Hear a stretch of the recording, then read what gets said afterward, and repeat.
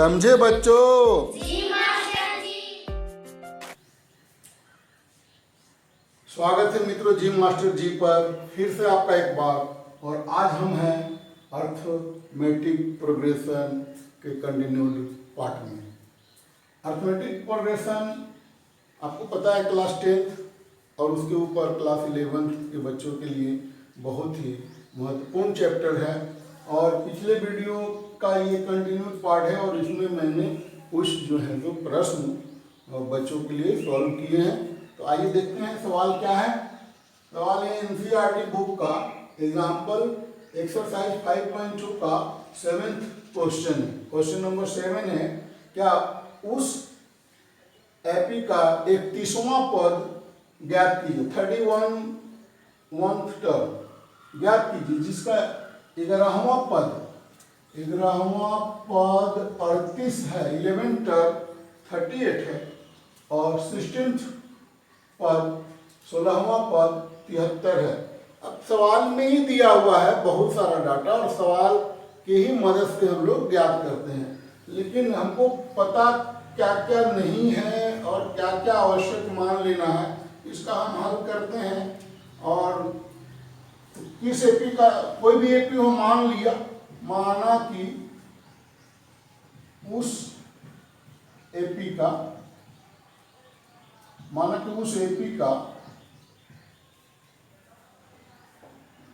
प्रथम पद बराबर ए। हम लोग फर्स्ट टर्म को मान लिए कि ए है, ठीक है। और तथा कॉमन डिफरेंस सार्व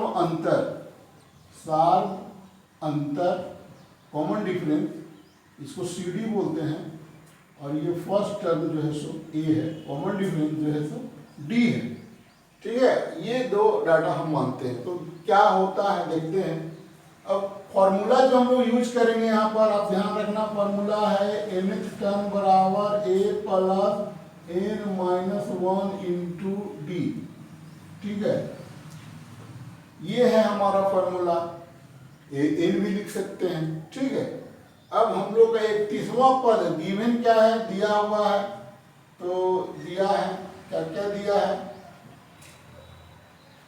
31वां पद यानी T31 31वां पद कितना दिया हुआ है, तो हो जाएगा कितना हमारा, ये हो जाएगा हमारा। और पद ज्ञात करना है, दिया है 11वां पद, तो T11 बराबर कितना दिया हुआ है 38। अब T11 का सूत्र क्या होगा, अगर सूत्र पे लगाएंगे n टर्म वाला तो ये हो जाएगा a प्लस n-1 यानी 11-1 और गुने d बराबर 38। इसको अगर हम लोग आगे बढ़ाएंगे तो a प्लस 11 से 10 और 1 घट के तो 10, b बराबर 38। चलिए इसको हम लोग मान लेते हैं कि ये समीकरण नंबर इक्वेशन फर्स्ट है।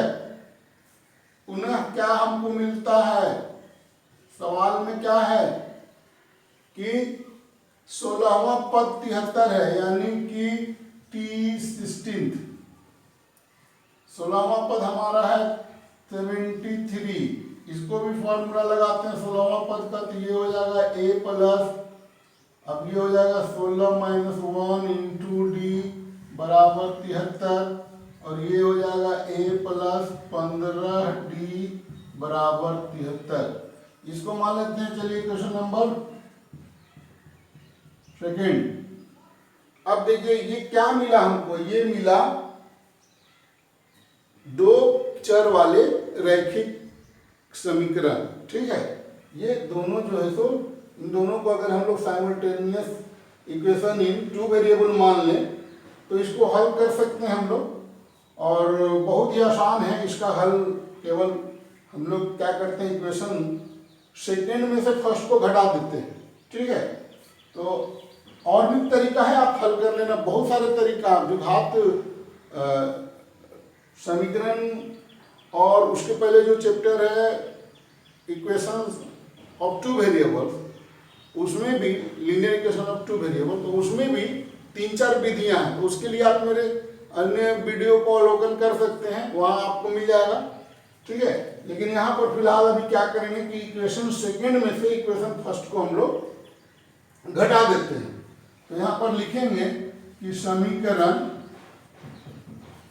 2 में से एक को घटाने पर, तो आप घटाएंगे तो क्या मिलेगा, तो लेफ्ट हैंड साइड में क्या मिलेगा दोस्तों, ये है a प्लस 15d, इसमें से माइनस कर दिए a प्लस 10d, और दाहिनी तरफ हमारा हो जाएगा 73 माइनस 38, 73 माइनस 38।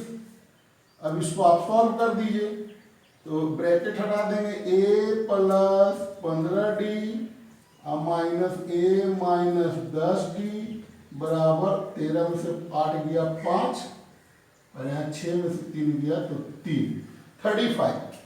तो ये हो गया आपका a से a कट गया, और 15d में से 10d घट गया, तो बचा 5d। तो 5d बराबर 35, इसलिए d बराबर कितना, तो 35/5। 35 में 5 से भागा देंगे, और 5 का पहाड़ा 7 बार, 5 सत्ते 35, यानी d मतलब 7, ठीक है। अब जब d का मान हमको 7 मिल गया, तो हम किसी भी समीकरण से, समीकरण 1 से या 2 से a का मान हम ज्ञात कर लें। तो हम लिखेंगे, इसलिए समीकरण 1 से, इक्वेशन 1 से, इक्वेशन 1 से क्या मिला आपको, तो इक्वेशन 1 से मिल गया हमारा a प्लस 10d, तो 10 गुने 7 बराबर 38। अब इसको सॉल्व कर देंगे, तो ये हमारा हो जाएगा a प्लस 70 बराबर 38, और यहाँ से निकल जाएगा a बराबर 38 माइनस 70, ये हो गया माइनस 32, ठीक है। माइनस में आया, कोई बात नहीं, जो आए माइनस आए प्लस आए, जो आना होगा आएगा, ठीक है। अब आपका माइनस 32 हो गया a का मान। तो अब आपका प्रश्न यहाँ पर है कि उस एपी का 31वां पद ज्ञात कीजिए, जो आपको ज्ञात करना है, इसलिए आप लिख दीजिए, अतः 31वां पद t31 बराबर a प्लस 31 माइनस 1 और इंटू डी, और इतना बराबर हो गया, कितना आएगा आप बताइए। a का मान है माइनस, चलिए यहां बनाते हैं, माइनस 32, और ये हो गया 30, और 30 गुने हो गया 7, तो ये हो गया, डी का मान है 7 यहाँ पर, तो ये हो गया 210। तो 210 में से 32 घटा देंगे, तो आप घटाएंगे, तो ये 10 में से 2 गया तो 8, और यहाँ बच गया 0, यानी कि 10 में से 3 गया 7, और 1 का 1, तो ये रहा आपका आंसर 178। तो कुछ और सवाल करते हैं। इसी सवाल को अगर ऑब्जेक्टिव टाइप का ये सवाल रहे और आपको आंसर तुरंत पता करना हो, शॉर्ट मेथड भी है इसका, और ये शॉर्ट मेथड है कि है इसका, और शॉर्ट मेथड ये है कि 11वां पद है आपका 38, 16वां पद है 73, इसका मतलब कि 5 पदों का अंतर, 5 पदों का अंतर हो गया यहाँ 73 माइनस 38 यानी कि 35, तब 15 पदों का अंतर हो जाएगा 35 गुने 3 तो 105। तो a प्लस 16 में कितना जोड़ देंगे, 15 जोड़ देंगे, तो ये हो जाएगा a 31वां पद, यानी कि 16वां पद था 73 और 73 में 105 हम जोड़ दिए, 15 पदों का अंतर जोड़ दिए, तो ये अंतर हो गया 178। शॉर्ट में आप ऐसे सोच के ऑब्जेक्टिव डाल के सवाल आप बना सकते हैं। मित्रों, ये सवाल है आपका क्वेश्चन नंबर 12 उसी बुक का। दो समांतर श्रेणियों का सार्वंतर समान है, यदि इनके 100वें पदों का अंतर 100 है तो 1000वें पदों का अंतर क्या होगा। ये बहुत ही आसान सा सवाल है। यहाँ पर दो श्रेणी है तो हमको मान लेना है, सॉल्यूशन में हमको लिख देना है कि अगर दो अलग अलग श्रेणियां हैं तो लिख देते हैं कि माना कि दोनों श्रेणियों के प्रथम पद क्रमशः A1 तथा A2 है। प्रथम पद क्रमशः A1 तथा A2 है तथा सारवंतर, तो सारवंतर तो दोनों का सारवंतर D है। अब सवाल बनेगा क्या कि दोनों का 100वां पद का अंतर, तो 100वां पद दोनों का पहला और दूसरा, तो मान लेते हैं कि पहला का हो जाएगा A1 और प्लस चूंकि 99वां पद है 100वां पद है तो ये हो जाएगा 100 माइनस 1 इंटू डी। ये हो गया आपका पहला श्रेणी का 100वां पद। और दूसरा श्रेणी का 100वां पद कितना है, तो दूसरा श्रेणी का 100वां पद हो जाएगा A2 प्लस 100 माइनस 1 और इंटू डी। ये दूसरा श्रेणी का 100वां पद है, तो ये दोनों का अंतर कितना है 100 है। अब इसको चूंकि हल कर देंगे तो ये हो जाएगा A1 plus 99D minus A2, यहाँ माइनस हो जाएगा और ये भी 99D है, ये भी माइनस हो जाएगा, तो 99D बराबर हो गया यहाँ पर 100। अब plus 99D minus 99D cut गया तो यहाँ से हमको मिल गया कि A1 माइनस A2 बराबर 100। ठीक है, ये हो गया हमारा इक्वेशन नंबर 1। ठीक है, अब हमको 1000वें पदों का अंतर ज्ञात करना है इनका, तो इनका 1000वां पद का अंतर कितना हो जाएगा, तो इसका 1000वां पद हो जाएगा A1 प्लस ये 1000 माइनस 1 यानी कि 999D, और फिर इसमें से दूसरा श्रेणी हो गया A2 और इसका भी हो जाएगा 999D, और ये दोनों का अंतर हमको ज्ञात करना है। तो इसकी वैल्यू कितनी आएगी, तो ये हो जाएगा A1 plus 999D minus A2 minus 999D। तो ये प्लस माइनस 999D कैंसिल, और फिर इसका मान आया A1 माइनस A2 जो कि समीकरण 1 से कितना है 100 है, समीकरण 1 से। तो यही आपका आंसर हो गया कि 1000वें पदों का अंतर भी 100 ही होगा। अब इस सवाल का जो आंसर है दोस्तों बहुत ही महत्वपूर्ण है। ये इसको यहाँ पर एक कंसेप्ट मिला कि अगर दो समांतर श्रेणियों के अगर प्रथम पद समान है और श्रेणियों का कॉमन डिफरेंस भी समान है तो श्रेणी तो एक ही हो जाएगी। ठीक है, लेकिन अगर उनका प्रथम पद अलग अलग है और कॉमन डिफरेंस सेम है तो उनके किसी खास नंबर के पदों का अंतर भी हमेशा समान होगा।